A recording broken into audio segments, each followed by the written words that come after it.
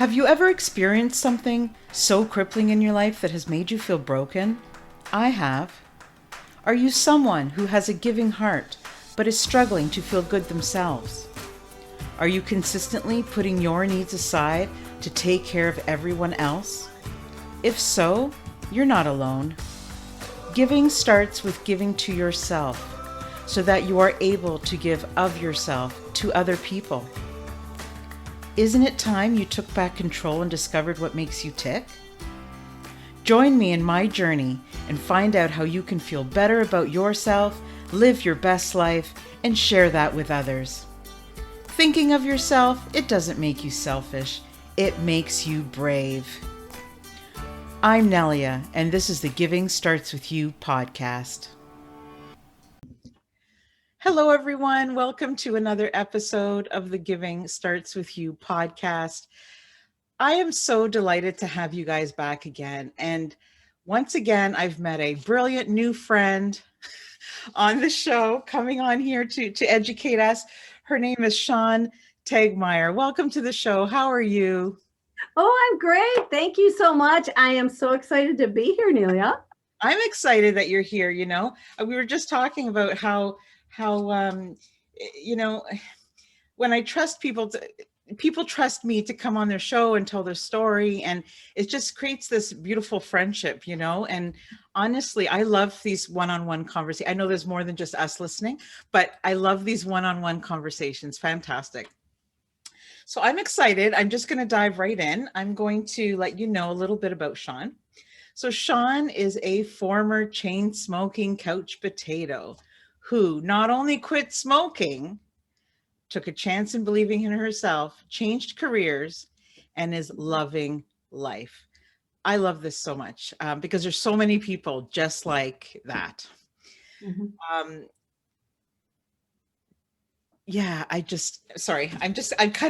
I'm excited. Shawn lives in Northern Illinois with her husband and two dogs. She has two grown boys who she's quite proud of. She's a certified personal trainer, several certifications. She's a published author, currently working on her second book.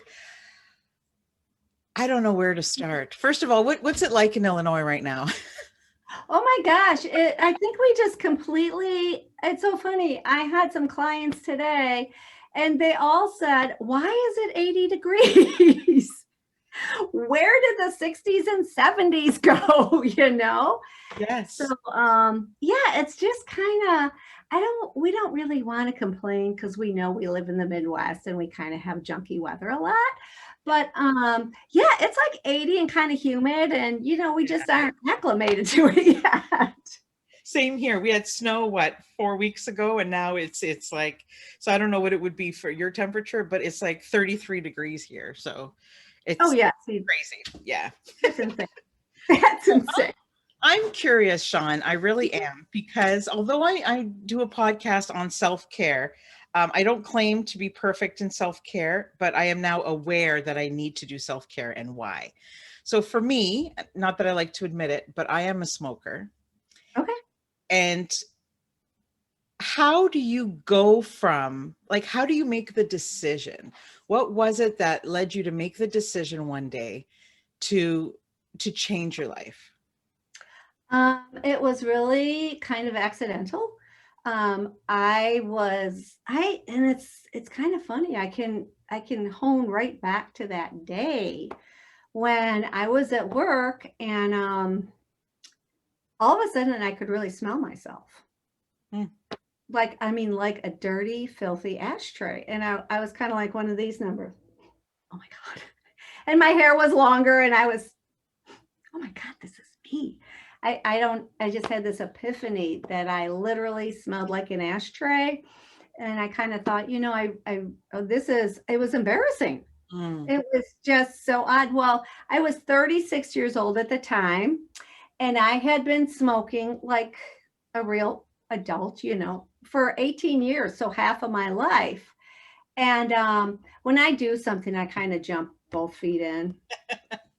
I'm all in, So I was a good little smoker. I smoked like it was my job, pack and a half a day. And I just got a whiff of myself one day, which I find really odd even now, you know. And I ended up, as fate would have it, they were having a no smoking hypnosis thing. And so I went and did that with my husband. Now he didn't quit, but I did. And so after I quit smoking, about 3 years into it, I realized I gained quite a bit of weight, you know? And so after gaining the weight, I went to Weight Watchers, started losing the weight, and kind of started doing a little bit of like walking and stuff like that, a little bit of exercising, which led into running, which it just kind of took off from there. And I wanted to learn more about running because I was like, oh, hey, this is kind of fun, you know, and I was getting all this different advice from people and all of it rather conflicting. So I thought, oh, I need to go find my own information. So I went to our McHenry County College here, our local community college, and started taking some classes just in fitness for my own knowledge. Next thing I knew, I was taking one class after another, and it was like they were all geared for a certification or a certificate, you know. So I got my fitness certificate, and then I thought, okay. So I tested, got my test, the national certification to be a personal trainer. And yeah, just kind of quit my day job. A little bit more to it than that, but in a nutshell, that was it. Sound too easy. I know, and it wasn't. It was not. Even just to make the decision, like, can I quit smoking? Even just that is huge for a lot of people. And then to actually get physical, sometimes it's to start. Sometimes there's this big hurdle and people don't start. Yep. From what I've heard, once you get started, you start to see progress and you start to feel better. So exercise doesn't hurt as much, and then the momentum comes. But right at the beginning, it couldn't have, I don't know, it just made it sound a little too easy. Oh yeah, that's what I mean. It was not. Honestly, now that was 21 years ago. Wow. I have to do math in my head real quick. That was 21 years ago. And honestly, in 21 years, since I've quit, I've been through quite a bit. I've done a lot of different things. And that was the hardest thing I've ever done, was quit smoking. I believe it. It was, well, being a smoker, you know, and I don't know if you smoke quite like it's your job, like I used to do. No, not that much. It was horrible. But, you know, like I'd have dinner and then I'd have a cigarette after dinner. And then I'd get up in the morning and have like, you know, maybe a half a pack of cigarettes and a pot of coffee for breakfast. So it was like, okay, come home from work, eat dinner, go to bed, you know, get up in the morning, like right where you barely had enough time to get to work, you know, not allowing yourself any of that extra time. And, they taught us like in hypnosis to like be snapping a rubber band all the time, you know, every time I felt like having a cigarette to, you know, so I probably had like a lot of welts, you know, on my wrists.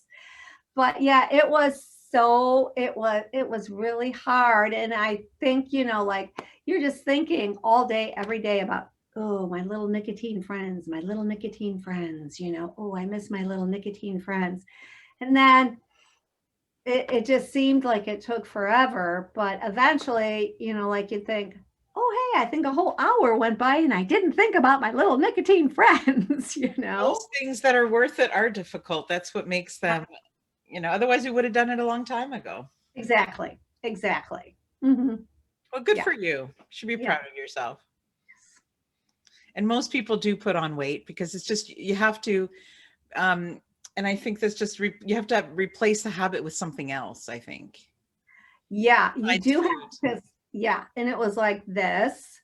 And they also said something about, I can't remember all the scientific stuff, but they said like every time you smoke, you know, you're doing something. So your metabolism's going, or, you know, these enzymes or hormones or something that would kind of get you. And so without smoking, you're not doing that anymore either. So yeah. I love it. Thank you for sharing that with us. Yeah. So how do you feel now? Awesome. No, I really do. I feel good, It's funny. All these years later. Yeah. Wow. So what is the name of your book?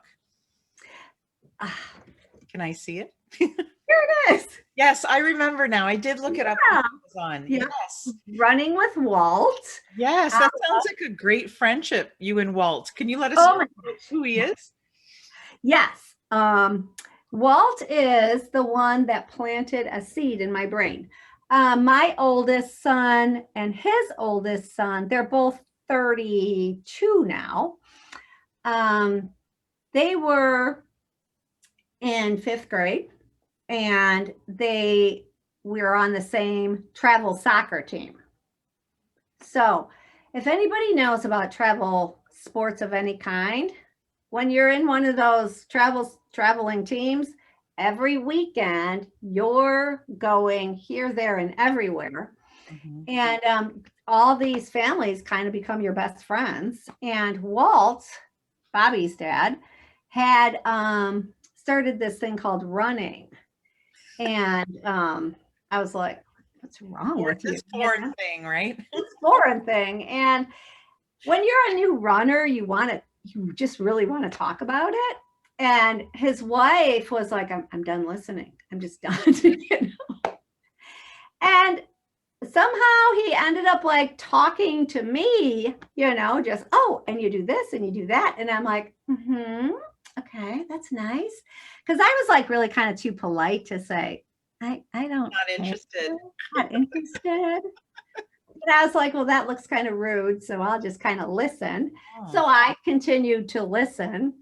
And it must have just something in my brain stuck, because I was out with one of my morning walks one morning, and I thought, I wonder if I could run. I don't know why I thought that. So I tried to run a block and a half to my house. And I thought I about collapsed like halfway into somebody's front yard. Like, this is the dumbest. See? Gotta change and I thought, this is the dumbest thing I've ever done in my life. But anyway, I tried it again the next day and the next day. And I just kept going. And I just kept running, and I've never been a good runner, I'll say, not a fast runner, but I used to always think, gosh, Walt was in a running group, and I eventually joined in with those people, it took a couple of years. So this wasn't another fast thing, but I still remember like one day Walt called me, because he was, we'd be at different 5Ks and stuff. And I remember Walt calling me going, hey, Shawn, do you want to go trail running with me this weekend? And I was like this, I'm running with Walt. I'm not, to run with my mentor, the guy because then after I started running, he would, help me, guide me, and give me advice and stuff like that. So, and then it was funny because like with all my quit smoking and weight gain and when I met more running people and stuff and started coaching people, got that far, people are like, gosh, you really need to tell your story. This is such a great story. And Walt would say that too. And I was joking. I'd say, yeah, I'm going to write a book, and it's going to be called Running with Walt. And Walt, we would laugh. And Walt goes, okay, let me know when we're going to book signings. And I'm like, okay. So, So another obstacle. Signing. Yeah. Another obstacle. Yeah, exactly. So I wrote the book. I said, okay, we got to go on book signings now. That's amazing. I love that, because sometimes, I think small steps are better than big steps, because for so many reasons. But for me, it's just most people, when they want to start something, overcome something, they want to see results right away. And then they fail because results don't come that quickly, right? So the fact that, you conquered all these things, but it took you a couple of years, like people need to know that, because I don't want people to think, oh, I don't have the willpower. I don't have this. It's a learned skill, I think. Oh, oh my gosh. Yeah, you are absolutely right. And people do think that. And that's the thing, like with anything that you do, whether people want to, like as a trainer, I'll have people come in and go, well, I need to lose 25 pounds. And I'm like, all right, well, let's just look at, maybe 5 pounds to start. Because if you start working out and if you don't lose 25 pounds, like in 3 or 4 weeks, you're going to be like, well, forget it. This is not working for me at all. Or if people want to do like run a 5K, I said, people don't just hop out of bed and say, gee, I think I'll run a 5K today. I said, there's like training that has to go into it and stuff, Yes. And if you fall down, just get back up again. Yes. That's crazy. I love it because I know that one of the things that you talk about often is overcoming fears and doubts and doing something you may think that you never were able to do. So how do you find the courage? Like, how do you find the strength to just do it anyway? I think like over the years, I think we've all done this, and different ages and stuff like that. And some people probably figure it out earlier than others, and other people may never figure it out. You think, oh well, I could do this, but maybe I'll wait till next year. I don't think I'm quite ready now. And then another year goes by, and it's like, okay, if I would have done that, I would have been this much further along. So I try to keep that in mind when I want to do something. I kind of think, okay, all right, well, if you're going to wait, where are you going to be in a year from now? You're still not going to have completed this. You know what I mean? Does that make sense? No, for sure. And my mentor always says to me, he says, time is going to pass anyways. Exactly. Yeah, the time's going to pass. Yeah, I mean, you can, where are you going to be? Somebody said that to me at the beginning of COVID, because I suffer from certain mental illness, and I'm like, oh, I'm nervous about COVID. Although I've never been at home, I'm an essential worker, so I've worked through the whole time. Yeah. But I was like, oh, I think if I was home, it would affect my mental health. How do we do this? And I'm thinking in a year's time, I have to make some goals. Whether I achieve them or not, just to think, one baby step at a time. Mm-hmm. And it was great because I opened a business. I started a podcast. I wrote a book all through COVID, right? And you know what? It kept me sane. But everything started with one step, and I would falter and no, I can't do this, and then you take another step. But I think the longer you wait, the harder it is. Do you agree with that? Oh, absolutely. Because I think like while you're waiting, like if you start something and you go, oof, that's not working really well, then I think you get those like bad little voices in your head that are like, oh, look at how bad you did when you started. And then it just kind of snowballs into this big thing that's like, oh, it's not even worth it. So yeah, I think just try it. Try whatever you're going to try. Like I tried running a block and a half. Did you have supporters right at the get-go, or did you have naysayers that are like, I don't think you're gonna, like what kind of support did you have, or did you even have support, like besides Walt, like right when you were starting off and saying, I think I need to quit smoking and I think I need to? Yeah, I think like when I was quitting smoking, my husband, who still smoked, was supportive, and my boys were pretty young at that time. So I think that they were supportive, but you know what I mean? Right. And then the two guys that I worked for, they were, I'll just do this again. They're in the book. Nice. Yeah, they're in the book. Show us the cover again. I really love it. Love that. How a chain smoking couch potato got off the couch. I love it. But the two guys that I worked for, Bill and John, they are what I would call violent anti-smokers. I hate those people too, though. Come on. Like, yeah, it's like, come on, guys. People who used to be bigger and now they're thinner. Like, just give everybody time on their journey. Everybody, you have to be kind to everybody. Yes. You don't know what battles people are going through. Exactly. You know, that's what makes me I get kind of ticky with people, like when they're a little bit judgmental. Yes, and that's hard. That doesn't help. Because no. Sometimes I find the times that I'm trying to do something new and I've been sabotaged, not so much me, but it's maybe lack of support, which I shouldn't really put my emphasis on other people's support, but it helps, right? Like, let's be honest. Right. What doesn't help is somebody say, okay, when you get there, you let me know. Like they don't believe in you. They don't believe that you're going to get there. Yeah. And if you feel that others don't believe in you, then it's hard to believe in yourself. But that's why I love this conversation, because as long as you believe it yourself, you're doing it for you. Don't worry about what others are saying. No. You have to do it for you. And until you're ready, it's not going to happen. Mm-hmm. I remember, cause I've coached many running groups, you know. I'm so proud of you. Every time you're like, yeah, I'm a fitness. I'm like, good for you, Shawn. This is amazing. I did that. I love it. This is years of experience. This is like a COVID year doing a podcast and a book. No, but I love that you took this transformation that happened to you and you feel so good about it. And as you should, you feel so like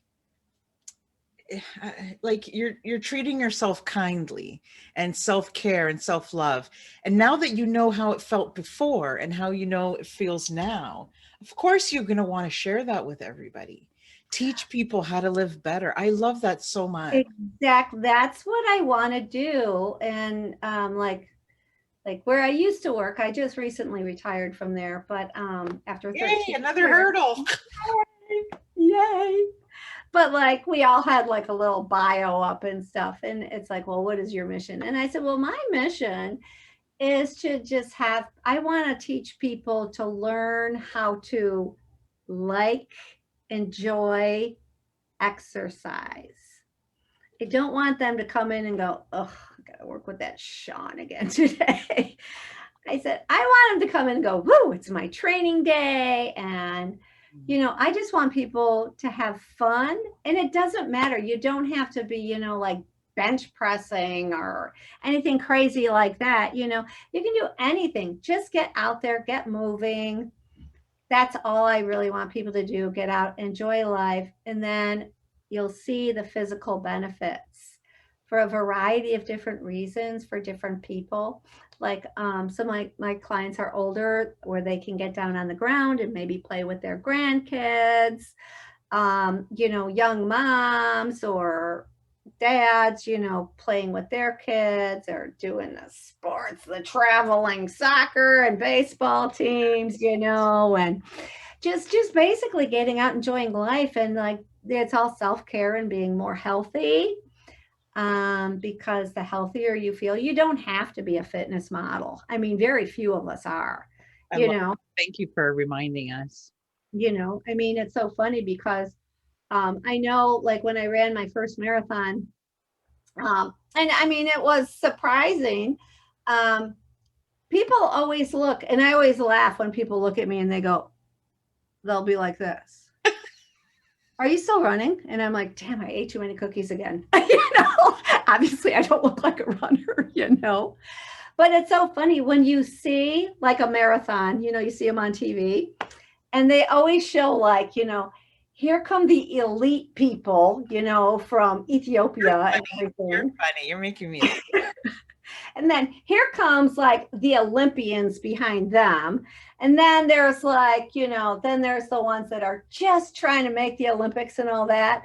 Now, like in the Chicago Marathon, there's usually, I think, I don't know, 45,000 people. So maybe the first couple of thousand are those people. Right. And then there's the rest of the herd, you know, that all different sizes and shapes and ages.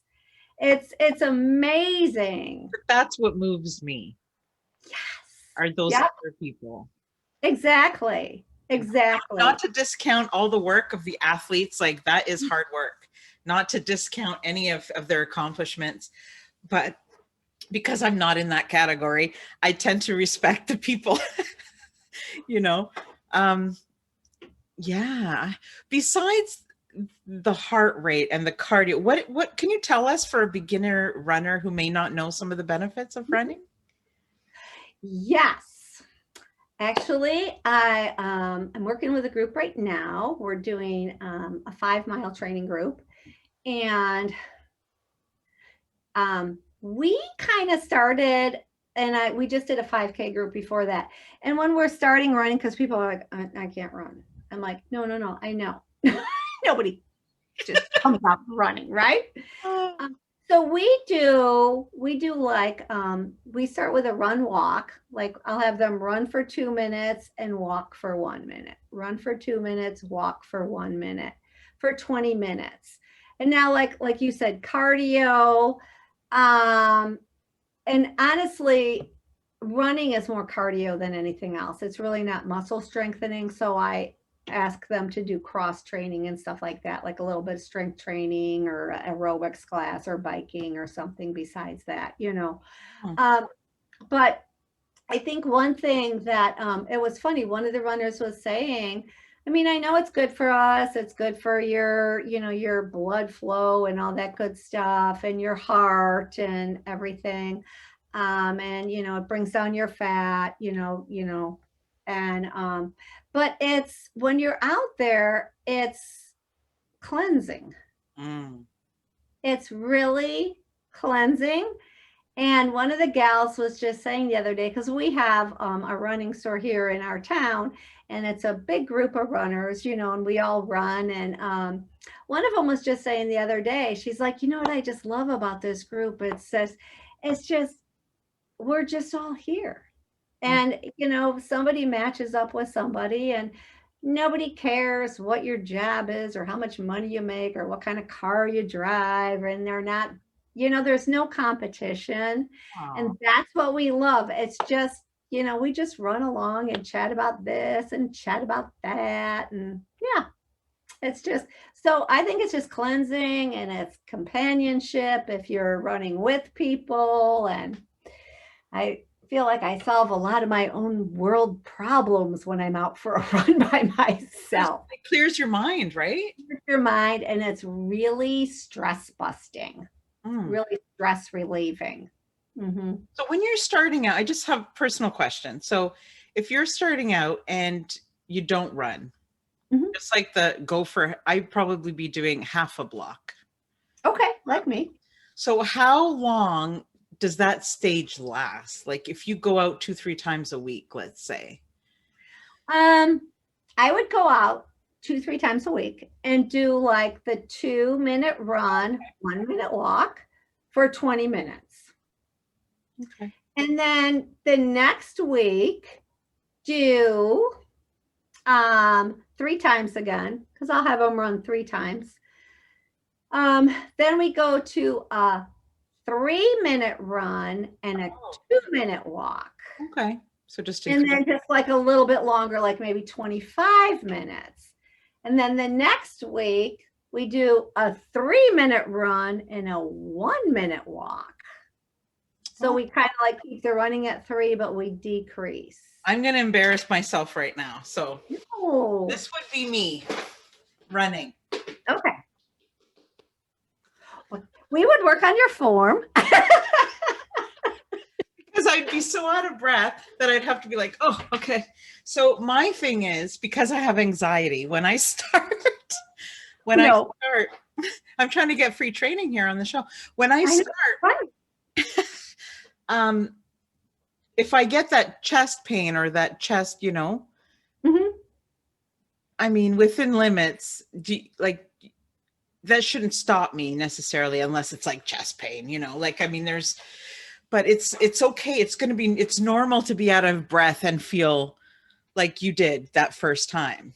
Oh Well, and I think another misconception, because I remember like Walt talking to me and about running. And he'd be like, oh yeah. And then like when we're doing our long runs, we eat. And I'm like, how do you eat and run at the same time, right? I'm like, this is insane. And now in my head, and probably in your head, just by the demonstration you just gave. Okay. No, but you know what? Maybe we'll do another episode in 6 months and then I'll actually be running. And then right? And it'll be because of your support and your right. It'll be fun. But yeah, when you're running, I always thought like you had to run. Like back in the day when, well, now I'll really date myself. We used to do like the 50-yard dash, like in gym. Yes, so that's what I remember, but it could be more of a jog. Right. But it was like, remember you were supposed to go fast. That's how I thought running was. Well, it's really not. You're just kind of more like this, not like this.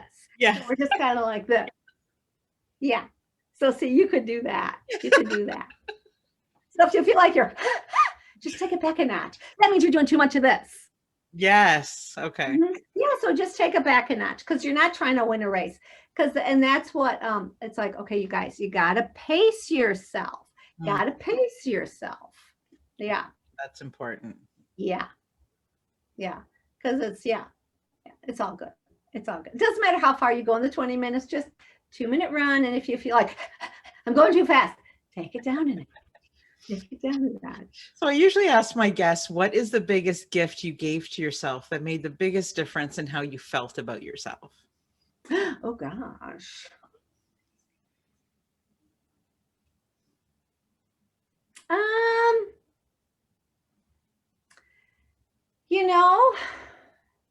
That's a really good question. It's a hard one, isn't it? It is. I would say, I think the biggest gift I ever gave myself was just saying, you know what? You're not perfect. You're not the perfect mom. You're not the perfect employee. You're not the perfect wife. Just let it go. Just let it go and just do the best you can and be yourself. And I think just like trying to kind of remove that from myself, was, yeah, it kind of like really helped. Like, I'm like, oh, okay. Didn't get that one, but let's work on the next one then, Yeah, no, I love that. Thank you for sharing that. It is a hard question, but I find that there are things that are stopping each and every one of us. Mm-hmm. Things that we tell ourselves. So I was just interested in what that was for you. So yeah, I appreciate it. Just learning that it's okay to not be, perfect. Yes. And as you can see, my running form is not perfect. We could totally work on that. I had to look at your website and your blog. I love it. Thank you. Thank you. It's so inspirational.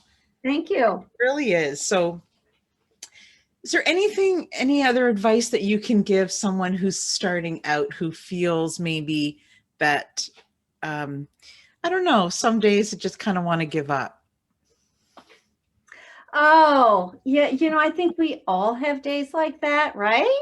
Don't we though? Yes. And I know like sometimes like I think, because I'm all like I know like for a while I thought, I should just not run. I suck at this. I'm always in the back. And then I thought, yeah, I'll just, forget it. And I thought, okay, really, what is that going to do? Yeah. Like, those are the days that you have to do it. You have to really, it's like, just put those stupid shoes on and get out that door and go, Be angry about it if you want. Yeah. Do whatever you have to do, but just do it. Just do it. Just even like, just do whatever you're like not wanting to do. Yeah. Like we always say in running, just try to go do a mile. Just do a mile, at least get that in. Just do at least a portion of whatever it is you don't want to do. Try to do a portion of it, and then it should probably, hopefully kick in that, hey, I am doing this even when I don't want to do it, you know? Absolutely. We tell ourselves so many things. And then I think it's the days that we go out when we don't want to, that we feel really good about it after. Right. Those are the days that it's like, okay, I felt horrible, but I still got it done. Yeah. And that's okay. That's enough. The other day I went out for a bike ride, and I haven't been on a bike in over a year. And I got out there and I'm like, looked the part, got the bike out, was ready to go, had my water, had my pack of cigarettes, had my key. My husband's like, what are you doing? I'm taking the bike out of the garage. He's like, okay. He goes, I'll see you in a few minutes. And I said, hey, I'm going to go out for a bike ride. Right. 12 minutes later, I'm panting in the door. And he's like, I told you. He goes, I haven't even finished the dishes yet, and you're back. I'm like, I was gone for half an hour. And he's like, nope. But I was like, okay, I'll go back out again. So the next day I did that, and the next day I did that, and the next, just trying to beat those 12 minutes, And it took me a couple of weeks, but I made it to an hour, and it was all good. And that's huge. Home and huge. Yeah, so it was great, but a little by little by little. And it's almost like I wanted to prove to him that I could do it, right? Yeah, right. But he's actually very supportive. But so it's, I don't know. I think it's so much more than willpower. Yeah, it is. And it's something that I can't really explain it. It is more than willpower. It's just like, well, it's like a little voice that says, so what else were you going to do? Sit on the couch and eat bonbons? And I'm like, oh yeah, that's probably not a good idea. There's so many benefits, honestly. Like you live longer, healthier. There's so many benefits. And, right now there's people at home or in their car, and they're listening to the show, and, we're just trying to give people ideas and ways that they can become healthier, but also just to take the time for the self-care, even if you only run for 5 minutes. Right. Commit to giving yourself 5 minutes, because everybody's busy, right? But we choose how busy we are. Yeah.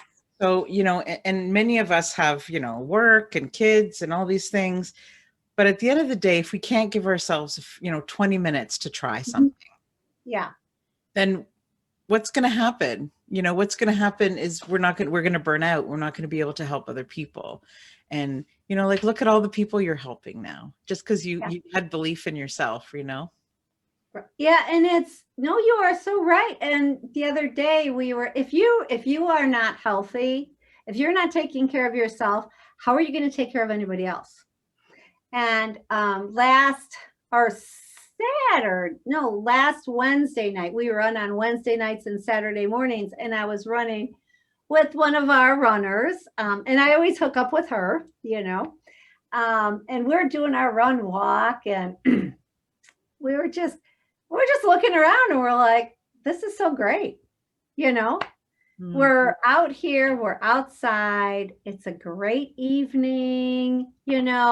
We're chatting about this, we're chatting about that. All the other runners were all chit-chatting and stuff. And I said, normally, back in the day, I'd go home, eat dinner, sit on the couch, and we'd be done, You find you have more energy now, though? Oh, yeah. See, I think that's why when you don't have energy, you just come home. It's like a big circle. You just come home, have dinner, go to bed. Yeah.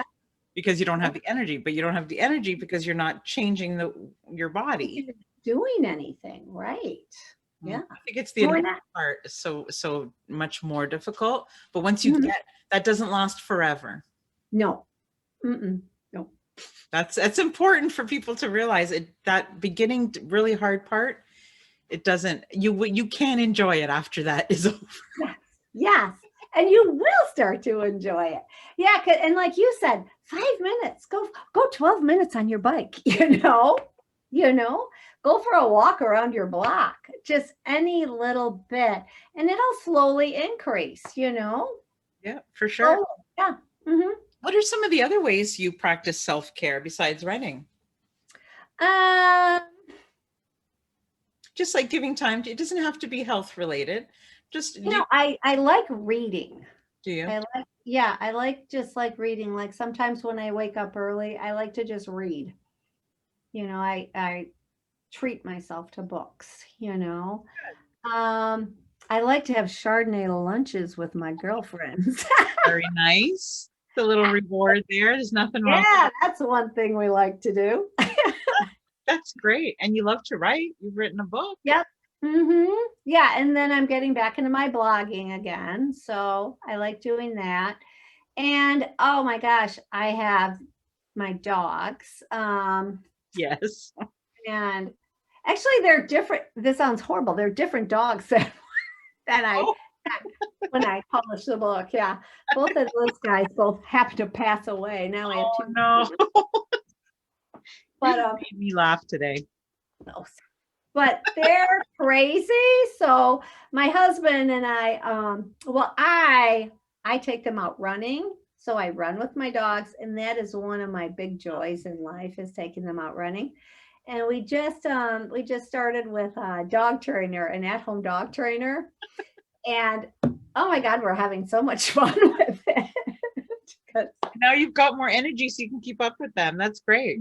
Yeah. So yeah, just working with the dogs, running with the dogs, just reading, and yeah. Mm-hmm. Was there anything that we didn't talk about that maybe you wanted to mention during the show? I can't think of anything. Can you? I feel like we covered kind of a lot. I know. I just want to give people the opportunity in case, there was something on your journey that we, because we're so involved in our conversation. Sometimes we oh yeah.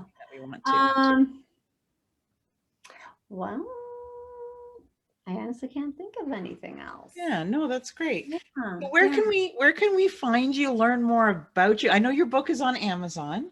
Yes. And and there's a little bit of a, you can look inside. There's a few pages in there that I was looking at. But and I was curious. I'm like, who's Walt? Like, is this what she named her running shoe? Like, I couldn't understand it at first. And then I realized who it was. There's a great picture on your website of the two of you together. Yeah. Yeah. But where else can we find you? On my website, ShawnTegtmeier.com. Mm-hmm. Wonderful. And if anybody is in your area that wants to, take up some training with you or anything like that, that's how they get a hold of you, or email. Okay. Yeah. Yep. I mean, come on, guys. This is a great story. Like, how many of us, start off the same way as Shawn? And she did it. And she looks so happy. Like, come on. She looks.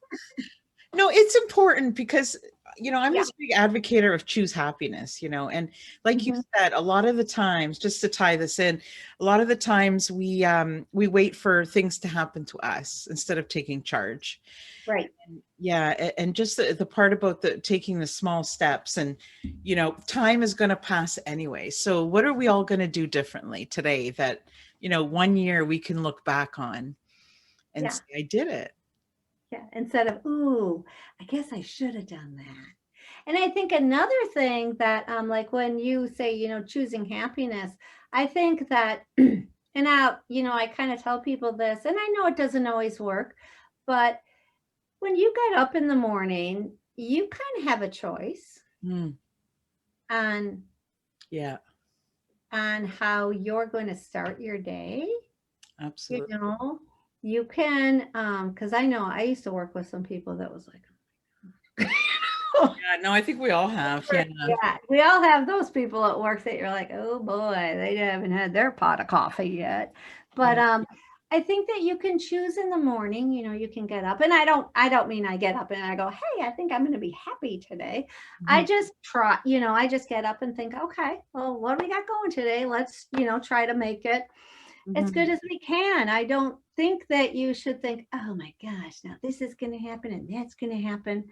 Just, because I think, all these changes, they can't exist. They can't exist without changing your mindset too. Right. The way that you think about them. Right. Because we could all find something negative in oh my gosh. Yeah.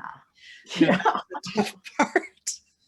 all day, every day. So many people wake up and they rush to get to work and rush, and you feel like you're just never breathing. Right. And running sounds like a great way to just go out there, de-stress, especially right now with COVID. I see so many more people walking and trying to run. I love it. Oh, me too. Stuck inside, Yep. There's, and I think I put this somewhere I think it's at the end of my book. Oh, it is the very last page. Yes. I put, there's always something good out there for you. You just need to find it. You will. Yes. There's always something good. You have to find it, though. It's not going to come and find you.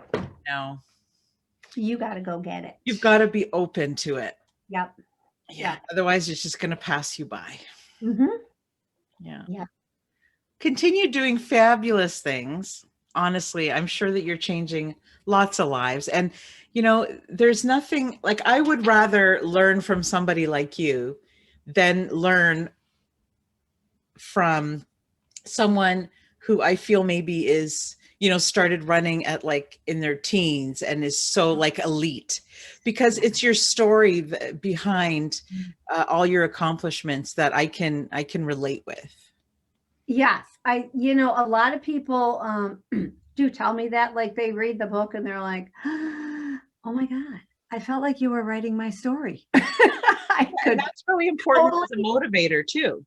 Yeah. So I honestly thought you were writing about me. Did I tell you this story and you wrote it? And I said, no, that would be my story too. So it's not a unique story.